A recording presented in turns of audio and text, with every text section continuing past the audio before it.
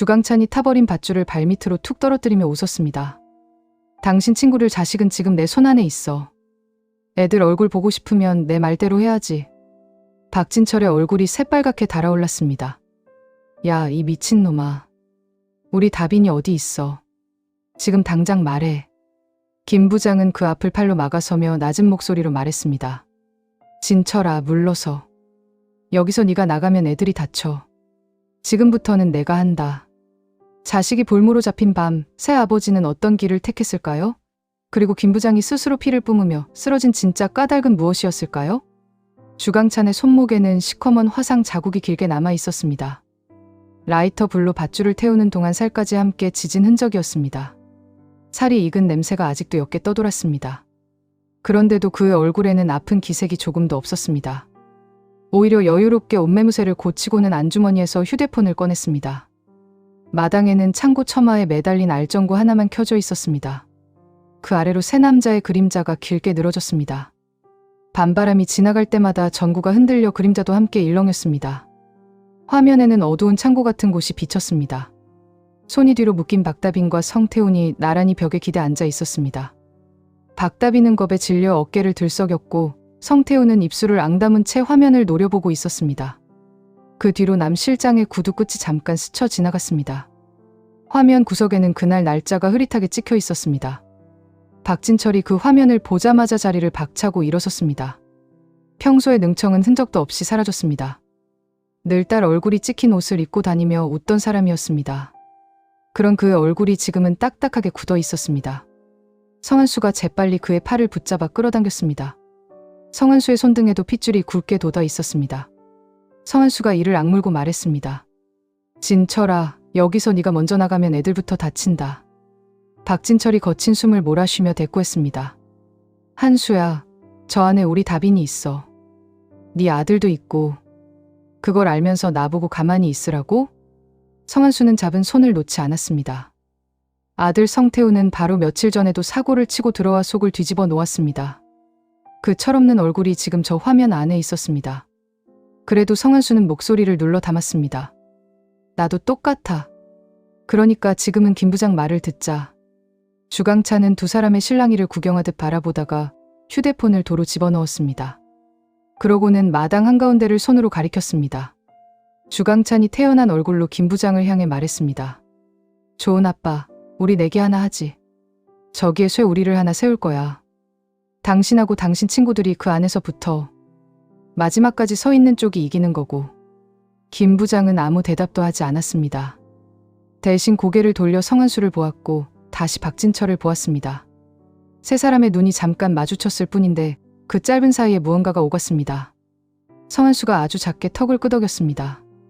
박진철도 거칠던 숨을 천천히 고르며 어깨에 힘을 슬며시 뺐습니다. 김 부장의 머릿속에서는 이미 계산이 돌아가고 있었습니다. 부하가 몇이고 총이 몇 자루인지 주강찬이 어느 순간에 가장 헐거워지는지를 헤아렸습니다. 손가락 끝이 저릿했지만 표정만은 조금도 흔들리지 않았습니다. 김 부장이 주강찬 쪽으로 한 발 다가서며 말했습니다. 조건이 뭐야? 주강찬이 만족스러운 듯 입꼬리를 올렸습니다. 역시 말이 통하는군. 당신하고 나는 닮았어. 김 부장은 그 말에 아무런 표정도 짓지 않았습니다. 다만 짧게 한마디를 덧붙였습니다. 애들 먼저야. 주강찬은 부하들을 향해 손짓을 하며 준비를 시켰습니다. 김 부장은 그 뒷모습을 바라보며 속으로 시간을 세고 있었습니다. 지금 필요한 것은 이기는 일이 아니라 아이들이 갇힌 곳을 알아내는 일이었습니다. 그러자면 주강찬이 완전히 방심해야 했습니다. 상대가 다 이겼다고 믿는 순간이 가장 허술해진다는 것을 김 부장은 오래전부터 몸으로 익혀왔습니다. 주강찬의 부하들이 창고 뒤편에서 철제 구조물을 끌고 나왔습니다. 공사장에서 쓰다 남은 자재를 이어붙인 급조품이었습니다. 굵은 쇠파이프를 네 귀퉁이에 박고 철망을 둘러 사람 키 2배쯤 되는 우리를 세웠습니다. 쇠와 쇠가 부딪히는 소리가 마당에 자꾸 울렸습니다. 망치질 소리가 산자락에 부딪혀 되돌아왔습니다. 철망은 손가락이 겨우 들어갈 만큼 촘촘했습니다. 알전구 불빛이 그 위에 걸리면서 바닥에 그물 모양 그림자가 깔렸습니다. 세 사람이 서 있는 자리까지 그 그림자가 넘어와 있었습니다. 남 실장은 그 주변을 천천히 돌며 부하들을 배치했습니다. 10명 남짓한 사내들이 철망 바깥을 둥글게 에워쌌습니다. 몇몇은 허리춤에 손을 얹은 채였습니다. 남 실장은 철망 쪽을 한 번도 등지지 않았습니다. 앞서 컨테이너에서 세 사람에게 당한 일이 아직 몸에 남아있는 듯했습니다. 남 실장이 부하들에게 짧게 지시를 내렸습니다. 셋씩 나눠서 서. 문 쪽에는 붙지 마라. 저 안에서 뭘 하든 절대 눈 떼지 마. 부하 하나가 웃으며 대꾸했습니다. 실장님, 저 사람들 지금 자기들끼리 붙는 건데요 뭐. 남 실장은 그 말에 대꾸하지 않았습니다. 대신 자기 자리를 반걸음 더 뒤로 물렸습니다. 주강찬이 우리 앞에 서서 조건을 다시 못 박았습니다. 당신이 지면 순순히 특임국으로 돌아가는 거야. 그럼 애들은 조용히 풀어주지. 대신 당신이 이기면 뭐 그때 가서 다시 이야기하고. 김 부장이 무표정하게 되물었습니다. 애들이 살아있다는 건 어떻게 믿어? 주강찬이 어깨를 으쓱했습니다. 믿고 말고가 어디 있어. 당신한테는 선택지가 하나뿐인데. 성한수가 목을 좌우로 꺾으며 우리 쪽으로 걸어갔습니다. 그러면서 손등으로 허벅지 옆을 2번 툭툭 쳤습니다. 박진철은 그 신호를 보고 슬쩍 뒷주머니를 눌러 확인했습니다. 아지트에서 나올 때 챙겨 넣은 물건들이 그대로 있었습니다. 박진철이 능청스럽게 큰 소리를 냈습니다. 김 부장, 너 오늘 각오해라. 내가 진짜 봐주는 거 없다. 나중에 딴소리하기 없기다. 김 부장은 대꾸 대신 짧게 숨을 내쉬었습니다. 그러고는 손가락 2개를 펴 옷깃을 스치듯 쓸어내렸습니다. 남 실장은 그 동작을 보았지만 그저 옷을 매만지는 줄로만 알았습니다. 부하들도 마찬가지였습니다. 그것이 20년 전 제주에서 정해둔 신호라는 것을 아는 사람은 그 마당에 셋뿐이었습니다. 세 사람이 차례로 우리 안에 들어섰습니다. 들어서는 길에 박진철이 김 부장의 손을 툭 잡았다가 놓았습니다. 아주 짧은 순간이었고 바깥에서는 그저 인사처럼 보였습니다.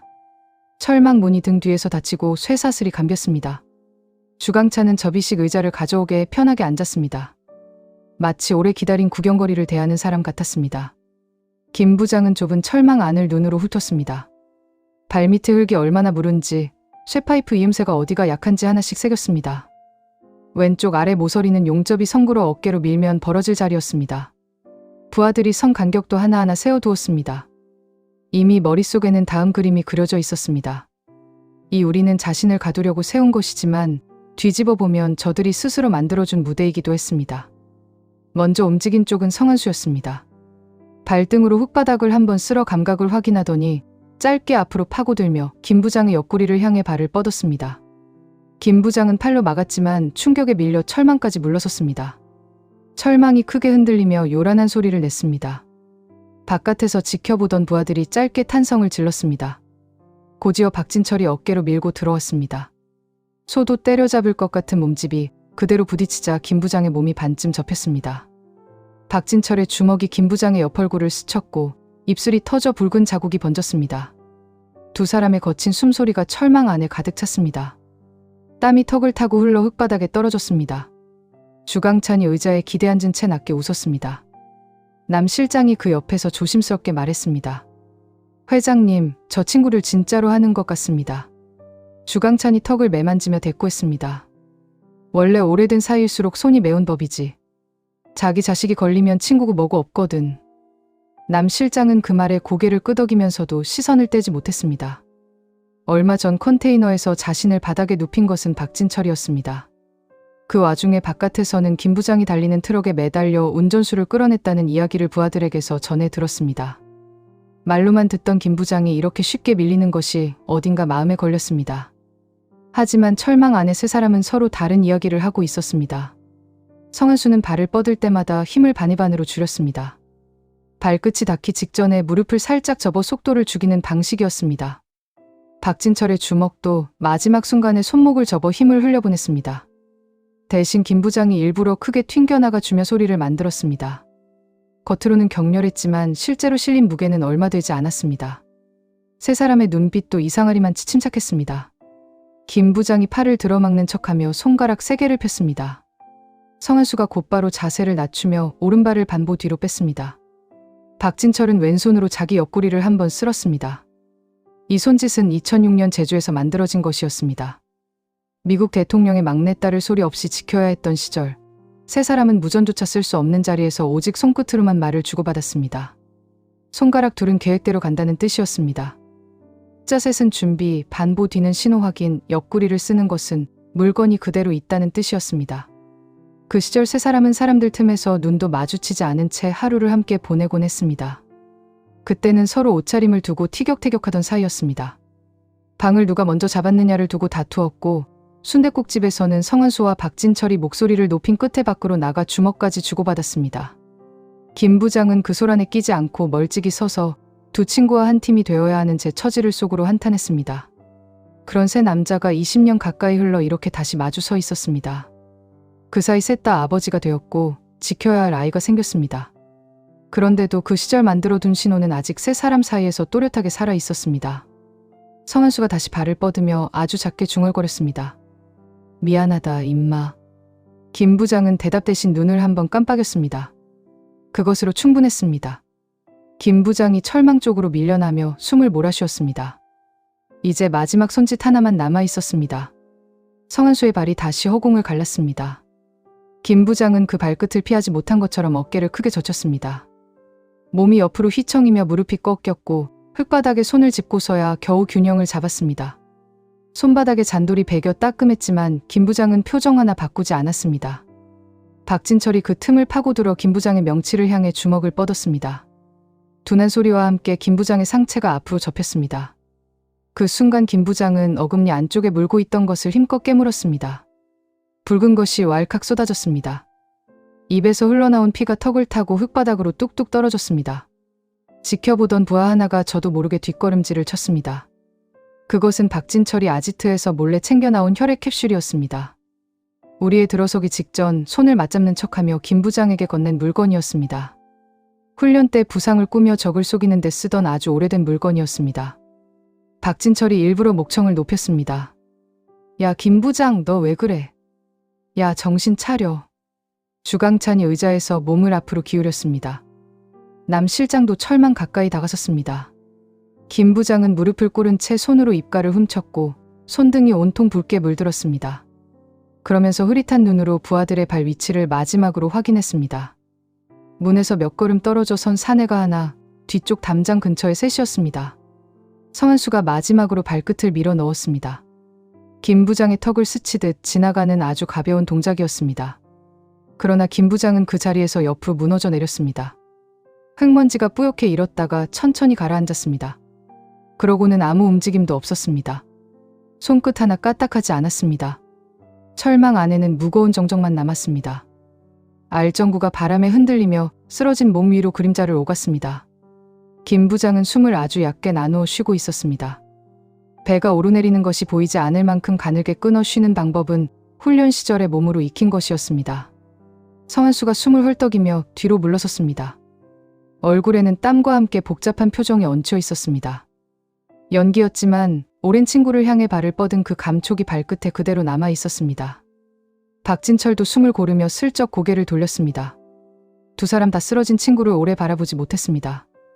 박진철이 철망을 한 손으로 붙잡고 바깥을 향해 소리쳤습니다. 야, 이거 문 열어. 사람 죽게 생겼잖아. 주강찬이 천천히 자리에서 일어섰습니다.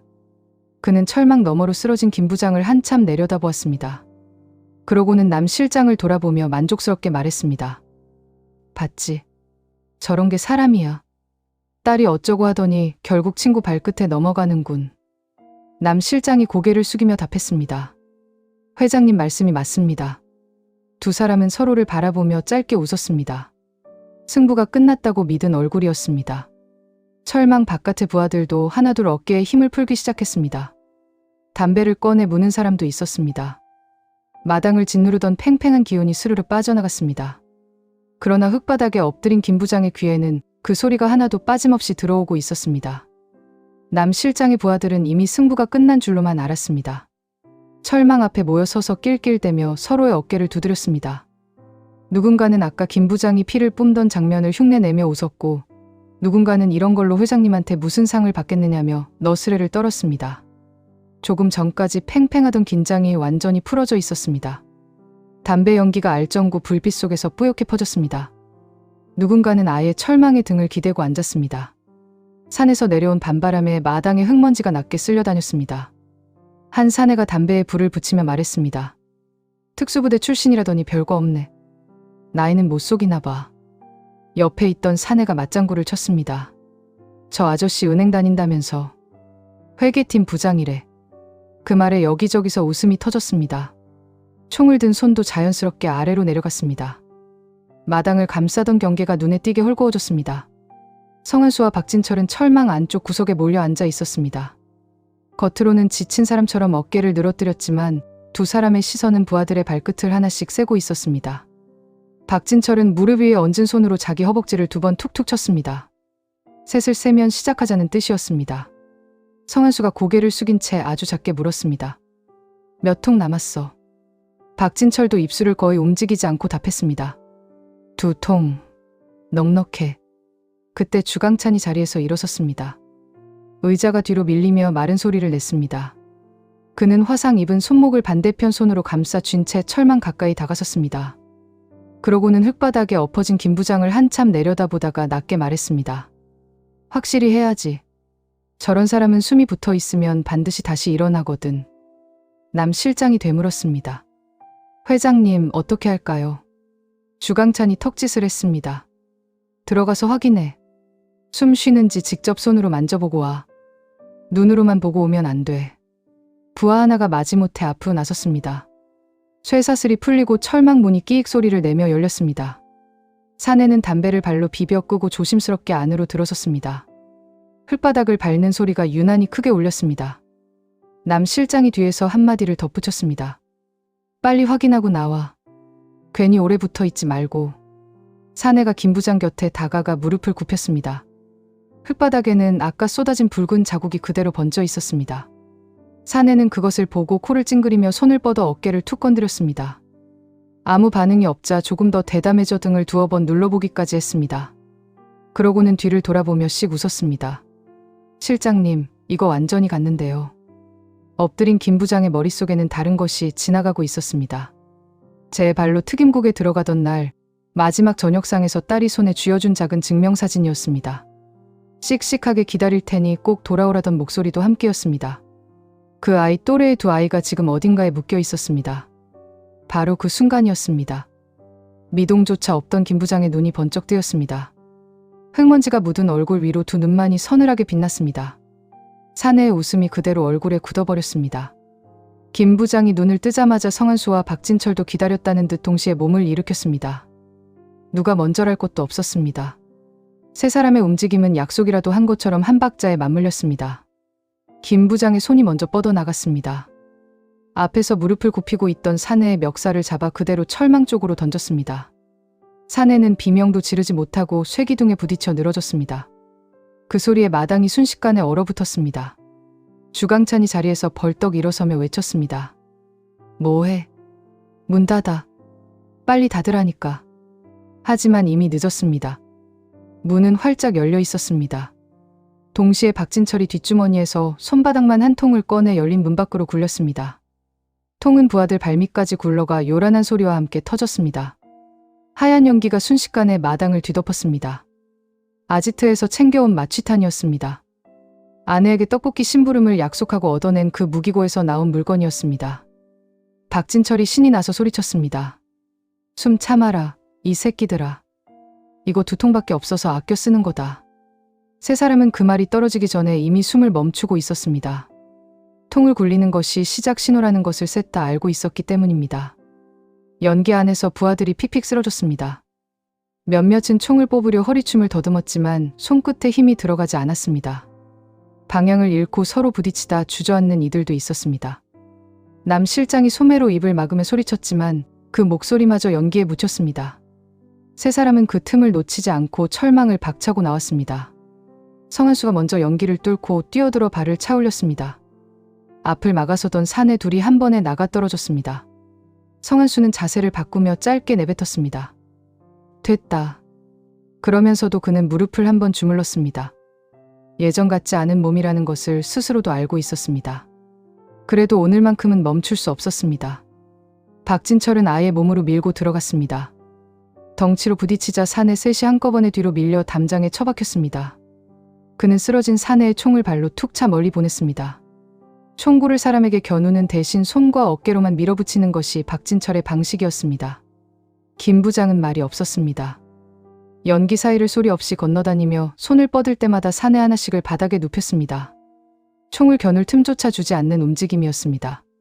손목을 꺾고 무릎을 눌러 제압하는 동작에는 군더더기가 하나도 없었습니다. 은행에서 서류만 넘기던 손이 맞나 싶을 만큼 정확했습니다. 말로만 듣던 그 실력을 처음으로 눈앞에서 본 남 실장은 그대로 얼어붙었습니다. 전에 들은 이야기는 트럭 한 대뿐이었지만 지금은 세 사람이 한꺼번에 움직이고 있었습니다. 연기가 거쳤을 때 마당에는 멀쩡히 서 있는 사람이 거의 남아있지 않았습니다. 쓰러진 사내들이 여기저기 널브러져 신음을 흘렸습니다. 세 사람은 숨을 고르며 나란히 섰습니다.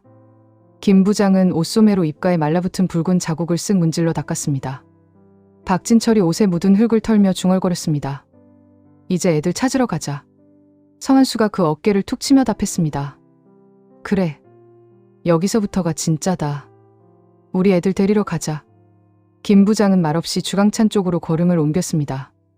마당은 어느새 조용해져 있었습니다. 주강찬과 남 실장은 상황이 뒤집히는 것을 보고 뒷걸음질을 쳤습니다. 남 실장이 먼저 차 쪽으로 몸을 돌렸지만 몇 걸음 가지 못했습니다. 발밑에 쓰러진 부하의 다리에 걸려 중심을 잃은 탓이었습니다. 김 부장이 뒤에서 옷깃을 낚아채 그대로 바닥에 눌러 앉았습니다. 김 부장이 남 실장의 멱살을 움켜쥐고 낮게 물었습니다. 애들 어디 있어? 남 실장은 입을 열지 않았습니다. 김 부장의 손에 힘이 들어가자 그의 발끝이 흙을 긁었습니다. 김 부장은 목소리를 높이지도 않았습니다. 그저 한 번 더 같은 말을 되풀이했습니다. 애들 어디 있냐고 물었어. 같은 시각 성한수와 박진철은 담장을 넘으려던 주강찬을 붙잡아 끌어내렸습니다. 박진철이 그의 어깨를 눌러 무릎을 꿇렸습니다. 화상 자국이 남은 손목이 흙바닥에 눌렸습니다. 박진철이 이를 갈며 말했습니다. 우리 다빈이 어디 뒀어? 한 번만 더 웃으면 나 진짜 못 참는다. 말해. 주강찬은 그런 상황에서도 태연한 얼굴을 잃지 않았습니다. 이러면 애들만 위험해질 텐데. 나 하나 붙잡아 봐야 달라지는 건 없어. 김 부장이 그쪽으로 고개를 돌리며 말했습니다. 당신 딸도 지금 어딘가에서 기다리고 있을 거야. 그 마음으로 여기 앉아 있어 봐. 주강찬의 얼굴에서 처음으로 웃음기가 사라졌습니다. 그때 성한수가 그 앞에 쪼그려 앉았습니다. 늘 웃음기가 있던 얼굴이 그날만은 딱딱하게 굳어 있었습니다. 우리 태훈이 손톱 하나라도 상해 있으면 그땐 저 친구가 아니라 내가 당신 앞에 선다. 결국 먼저 무너진 쪽은 남 실장이었습니다. 그는 거친 숨을 몰아쉬며 낡은 창고 하나에 이름을 댔습니다. 산 아래 도로를 따라 10분쯤 내려가면 나오는 곳이었습니다. 말을 마친 뒤 남 실장은 고개를 떨구었습니다. 회장님 소리를 입에 달고 살던 남 실장의 목소리가 그날은 아주 작았습니다. 주강찬도 더는 버티지 못하고 눈을 감았습니다. 세 사람은 곧장 차에 올라 그곳으로 향했습니다. 산길을 내려가는 동안 아무도 말을 하지 않았습니다. 박진철은 운전대를 잡은 손을 몇 번이나 고쳐주었습니다. 성한수는 창밖만 바라보았습니다. 창고 문을 부수고 들어가자 어두운 안쪽에서 인기척이 들렸습니다. 손전등 불빛이 닿은 자리에 박다빈과 성태훈이 기둥에 등을 맞대고 묶여 있었습니다. 두 아이 모두 다친 데는 없어 보였습니다. 박진철이 달려가 딸의 손목을 풀며 목이 메어 말했습니다. 다빈아, 아빠 왔다. 아빠 왔어. 이제 괜찮아. 박다빈은 그 품에 안겨 한참을 울었습니다. 늘 티셔츠 좀 버리라며 짜증만 내던 딸이었습니다. 그 아이가 아버지의 옷깃을 놓지 못하고 매달렸습니다. 성태우는 아버지를 보자마자 고개부터 숙였습니다. 18대 일로 붙고도 잘못한 줄 모르던 아이였습니다. 그런 아들이 처음으로 기어들어가는 목소리를 냈습니다. 아빠, 미안해요. 성한수는 아무 말 없이 아들의 등을 2번 두드렸습니다. 야단칠 말은 많았지만 지금은 아무것도 나오지 않았습니다. 김 부장은 조금 떨어져 서서 그 광경을 바라보았습니다. 그러고는 아무도 모르게 안주머니 속 증명사진을 손끝으로 만졌습니다. 창고 문틈으로 새벽빛이 얇게 스며들고 있었습니다. 아이들이 무사히 돌아오고 주강찬 일당의 일이 모두 정리되기까지는 며칠이 더 걸렸습니다. 남 실장이 벌인 납치와 감금은 하나하나 기록으로 남았고 주강찬이 뒤로 손을 써덮어 두었던 일들도 차례로 드러났습니다. 이번에는 전화 한 통으로 없던 일이 되지 않았습니다. 특임국은 약속대로 움직였습니다. 김 부장과 민지 앞으로 새 이름이 적힌 서류가 놓였습니다. 이제 두 사람은 더 이상 쫓기지 않아도 되었고 어디에도 남지 않던 기록이 처음으로 생겼습니다. 서류를 받아든 김 부장은 한참 동안 그 종이만 내려다보았습니다. 종이 귀퉁이를 쥔 손끝이 아주 조금 떨렸습니다. 이름을 잃고 번호로 불리던 세월이 그 한 장으로 끝나 있었습니다. 그날 저녁 세 가족이 김 부장의 집에 모였습니다. 좁은 부엌에서 성한수가 앞치마를 두르고 전을 부쳤고 박진철은 상위에 접시를 나르며 연신 참견을 했습니다. 강지영은 딸 박다빈의 머리를 매만져 주었습니다. 성태우는 시키지도 않았는데 수저를 놓았습니다. 박진철이 딸 얼굴이 찍힌 옷을 입고 나타나자 박다빈이 눈을 흘겼습니다. 아빠, 그 티셔츠 좀 버리라니까. 박진철은 오히려 가슴을 쭉 폈습니다. 다빈아, 이게 얼마나 귀한 옷인데. 상 가운데에는 늦어버린 민지의 생일상이 차려졌습니다. 미역국이 놓이고 이번에는 상하지 않은 케이크도 함께였습니다. 민지는 그 앞에 앉아 오랫동안 아무 말도 하지 못했습니다. 생일이 곧 어머니의 기일이라 늘 싫다고만 하던 아이였습니다. 박진철이 초에 불을 붙이며 웃었습니다. 민지야, 이거 삼촌이 제일 비싼 걸로 사왔다. 민지가 촛불 너머로 아버지를 바라보았습니다. 그러고는 조용히 말했습니다. 아빠, 진짜로 이제 안 가는 거지? 김 부장은 바로 대답하지 못했습니다. 목이 메어 한번 숨을 삼킨 뒤에야 겨우 입을 열었습니다. 안 가. 이제 아무 데도 안 가. 아빠 여기 있을게. 민지의 눈에서 눈물이 툭 떨어졌습니다. 아이는 손등으로 눈을 문지르다 아버지의 얼굴을 보고는 오히려 웃음을 터뜨렸습니다. 아빠, 울면 못생겼다니까. 내가 그렇게 말했잖아. 김 부장은 그 말에 눈가를 손바닥으로 꾹 눌렀습니다. 예전에도 딸에게 똑같은 소리를 들은 적이 있었습니다. 그때는 다시 헤어져야 하는 밤이었고 오늘은 그러지 않아도 되는 밤이었습니다. 성한수가 눈가를 슬쩍 훔치며 잔을 들었습니다. 박진철은 벌써 코를 훌쩍이고 있었습니다. 강지영이 그런 남편에게 휴지를 건네며 핀잔을 주었습니다. 자기, 애들 앞에서 좀. 웃음소리와 울음소리가 뒤섞여 방 안을 채웠습니다. 밥상 위로 이야기가 오갔습니다. 성한수는 다시 문을 열 태권도장 걱정을 했고 박진철은 압수당한 물건들을 언제 돌려받느냐며 투덜댔습니다. 그러다 누군가 실없는 소리를 하면 다 같이 웃었습니다. 1년에 한 번 겨우 모이던 세 사람이 이제는 언제든 볼 수 있는 사이가 되었습니다. 김 부장은 딸의 머리를 오래 쓰다듬었습니다. 갈라진 발꿈치와 굽은 어깨로 살아온 세월이 그 손끝에 그대로 담겨 있었습니다. 이름도 없이 살던 사람이 마침내 이름을 얻었고 그 이름 앞에 붙은 자리는 민지의 아빠였습니다. 창밖으로는 아무 일도 없는 저녁이 조용히 내려앉고 있었습니다. 지난 방송에서 김 부장은 자기 휴대폰을 두고 더 비싼 박진철 것을 챙겨나갔죠. 값이 나가는 물건을 일부러 골랐다는 게 두 친구를 부르는 신호였습니다. 성은수와 박진철은 말 한마디 오가지 않았는데도 그 뜻을 바로 알아챘어요. 수갑이 소용없다는 걸 알면서도 굳이 묶어둔 강국철만 허시를 한 셈인데요. 두 사람은 강국철의 새 차를 몰고 벌써 김 부장을 도우러 나섰습니다. 20년 가까이 함께 쌓아온 호흡이 아직도 그대로 살아있는 거예요. 그래서 다음 회에도 성한수와 박진철은 김 부장이 입을 떼기 전에 먼저 나설 가능성이 높아 보입니다.